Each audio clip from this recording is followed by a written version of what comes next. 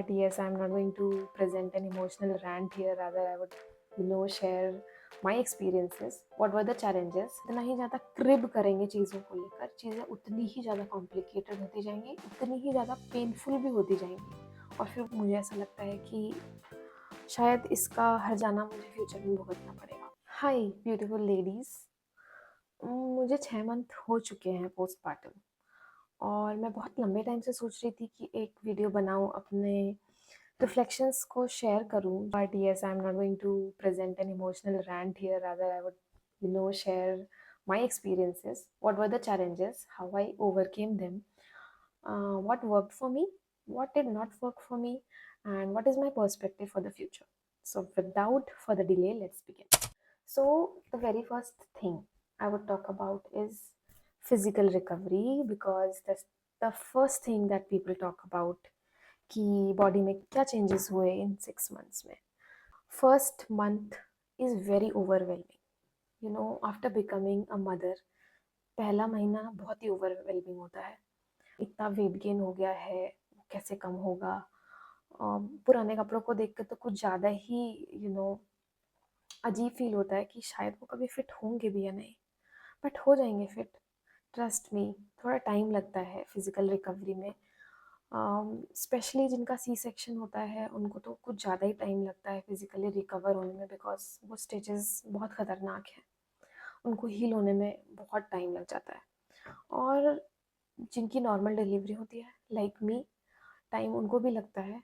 मैं थोड़ी केयरलेस हूँ, मुझे ऐसा लगता है कि शायद इसका हर जाना मुझे फ्यूचर में भुगतना पड़ेगा।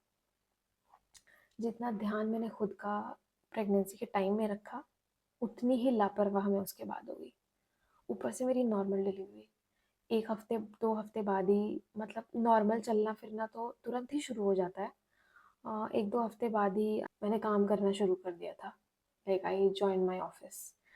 बैठने की वजह से बैक इश्यूज आना स्टार्ट हो गए। तो अब उसके लिए सॉल्यूशन क्या है? सॉल्यूशन यही हो सकता है कि आप स्ट्रेच करें, अपनी बॉडी को एक्सरसाइज करें, वॉक करें। 10-15 मिनट्स वॉक इज़ इम्पॉर्टेंट। जिस दिन भी मैं 10-15 मिनट स्ट्रेच कर लेती हूँ, उस दिन ऑनेस्टली बहुत ही ज़्यादा रिलैक्स्ड रहती है बॉडी। इतना ज़्यादा स्ट्रेन नहीं होता बैक में, और पैर में भी स्ट्रेन होने लगा है आजकल बैक की वजह से। तो यस, दिस इज़ हाउ 6 महीने में कैसे रिकवरी होती है। फर्स्ट मंथ इज़ तो आप भूल ही जाओ, उसके साथ आप कंपेयर नहीं कर सकते। 3 मंथ्स में थोड़ा एनर्जी वापस आती है। 6 मंथ्स में परफेक्ट नहीं है, बट यस थोड़ा स्टेबल है। एनर्जी लेवल्स थोड़े अप हैं, जब आप सो के उठते हैं तो थोड़ा अच्छा फील हो रहा है। तो this is about all the physical challenges and the solutions that are there. आप दूसरे सेक्शन पर चलेंगे तो मेंटल स्टेबिलिटी कैसी है। बहुत इनसिक्योरिटी होती है फर्स्ट मंथ में कि पता नहीं पहले जैसा नॉर्मलाइज हो पाएगी या नहीं लाइफ, आप काम भी कर पाएंगे या नहीं, बच्चे की वजह से आपको टाइम मिलेगा या नहीं मिलेगा। वो प्री बेबी वाला जो लाइफ थी कि जब मन करता है बाहर चले जाते हैं, वो हो पाएगा या नहीं।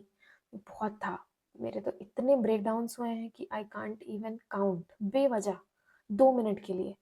लेकिन हाँ, होना है, हुआ है, रोना आया है, अभी भी आ जाता है। इतना ही ज़्यादा क्रिब करेंगे चीज़ों को लेकर, चीज़ें उतनी ही ज़्यादा कॉम्प्लिकेटेड होती जाएंगी, उतनी ही ज़्यादा पेनफुल भी होती जाएंगी, और फिर वो सॉर्ट आउट नहीं हो पाएंगी। तो बेहतर यही है कि just wait and watch and trust the process. Mental shift से उबरने के तरीके यही हैं कि अपने आप को आप टाइम दें।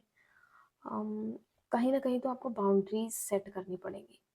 काम का प्रेशर, बच्चे का प्रेशर, कभी कभी तो लोगों के ओपिनियंस का भी प्रेशर होता है।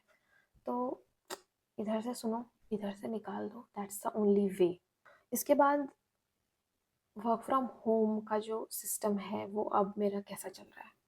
पहले वर्क फ्रॉम होम में मैंने क्या चीज़ें फॉलो करना शुरू की हैं, वो ये है कि अगर बहुत सारे टास्क हैं तो प्रायोरिटाइज कि क्या काम आप जल्दी कर सकते हैं, उनको ख़त्म करिए फटाफट। कब ख़त्म करना है? जब आपका बेबी नैप ले रहा हो। मेरा बच्चा मॉर्निंग के टाइम 10-11 बजे के आसपास उसकी नैप टाइम होता है उसका। तब मैं सोचती हूँ मैं कितना काम जल्दी जल्दी ख़त्म कर लूँ। वही एक तरीका है अपने काम को टाइम पे ख़त्म करने का। दूसरा कि फॉर एग्जांपल आपको मेल्स आए हैं, आपको लिंक्स आए हैं, आप ये पैचअप कर लीजिए अपने काम बैच में। फॉर एग्जांपल अगर मेल करने का काम है, फटाफट मेल वाले काम ख़त्म करिए।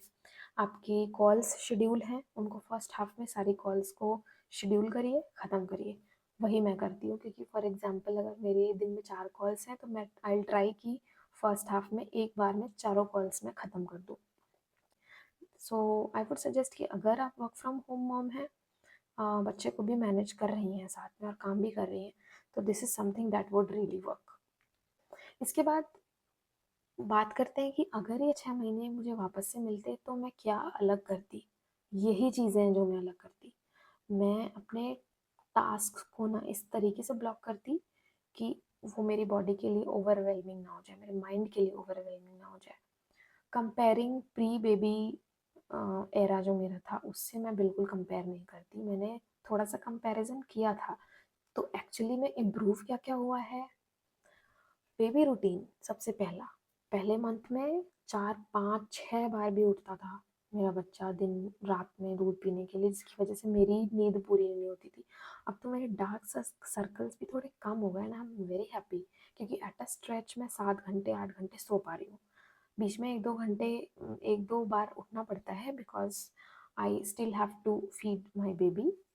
बट ठीक है, बिकॉज 6 महीने हो चुके हैं तो उसे भी अब थोड़ी थोड़ी मैंने सॉलिड सेमी सॉलिड्स की आदत डाल रही हूँ, तो वो दूध अब कम पीती है, तो इसीलिए वो एट अ स्ट्रेच वो भी लंबे टाइम के लिए सोने लगी है। इसकी वजह से मेरा भी मेंटल और फिजिकल जो है वो स्टेबिलिटी बढ़ रही है। सेम आपके साथ भी होगा, do not worry at all. सबसे ज़्यादा चेंज इमोशनली भी हुआ है। मैं इमोशनली स्ट्रांग तो हो ही गई हूँ, पहले से ज़्यादा खूंखार भी हो गई हूँ। खूंखार तो मैं पहले भी थी बट अभी ज़्यादा हो गई हूँ। मुझे ओपिनियंस दूसरों के अपने ऊपर थोपे गए, या मुझे कोई ये बताया कि नहीं तुम ये कर लो, ये ज़्यादा बेटर है। तुमसे एक कदम आगे रिसर्च करके रखी मैंने हर एक चीज़। अगर नहीं है तो पहले मैं रिसर्च ही करूँगी, अगर तुम्हारा भी ओपिनियन है तो मैं रिसर्च ही करूँगी, उसके बाद ही मानूंगी। तो प्लीज़ तुम अपना काम करो, मुझे अपना काम चैन सुकून से करने दो। नहीं करने दोगे तो भाड़ में जाओ। तो इमोशनली इस तरीके से ना ये स्टेबिलिटी है। अपने ऊपर ना ओवर प्रेशर नहीं लेने का, कि वो तो ये बोल रहा है वो कर दो, अपने बच्चे के लिए ये कर दो, तुम तो ऐसे नहीं करती, तुम तो वैसे नहीं करते। अरे ठीक है, आपका जैसे मन आप वैसे करिएगा। You are the mother, trust yourself, you know your baby better. और इसी के साथ वीडियो को बहुत ज़्यादा लंबा ना करते हुए मैं ये बता दूँ कि फ्यूचर में मैं कैसे, क्या पर्सपेक्टिव है मेरा फ्यूचर को लेकर। मैंने अपनी बाउंड्रीज सेट कर ली हैं। ये बाउंड्रीज हमेशा रहने वाली है जो मैंने अभी सेट की है। एक दायरा रहना कि मुझे कितना काम करना है, लोगों से कितना एक्सेप्ट करना है, कितना रिस्पॉन्स वापस देना है। उसके लिए एक तय बाउंड्री होना बहुत ज़रूरी है, ताकि आप मेंटली ड्रेन्ड ना हो जाए, फिजिकली ड्रेन्ड ना हो जाए, क्योंकि ज़िंदगी यही ख़त्म नहीं होने वाली है। ये एक नया चैप्टर है जो शुरू होने वाला है। The entire life of your child depends on you, how U shape it. और फ्यूचर के लिए हेल्थ विल बी माई गोल, कि मैं कुछ और टाइम अच्छे से शायद निकाल पाऊँ, ताकि मैं अपनी हेल्थ पे थोड़ा और अच्छे से ध्यान दे पाऊँ, क्योंकि अभी तो कुछ भी नहीं, जो बढ़ा हुआ वेट है वो कम ही नहीं हो रहा है। ऐसा नहीं कि मुझे बहुत जल्दी जल्दी है वेट कम करने की, बट यस धीरे धीरे वेट कम करना भी ज़रूरी है। एनीवेज 6 मंथ्स पोस्टपार्टम जो है ये बाउंस बैक का टाइम नहीं है। It is about healing, it is about being stable. और अगर आप भी मेरी तरह अपना बेबी, लैपटॉप, घर सब कुछ बैलेंस कर रहे हैं, इक्विलिब्रियम में लाने की कोशिश कर रहे हैं, तो please subscribe. We all are in the same phase and we are growing together. Do not forget to share it. Give a comment if you have. And with this, bye bye.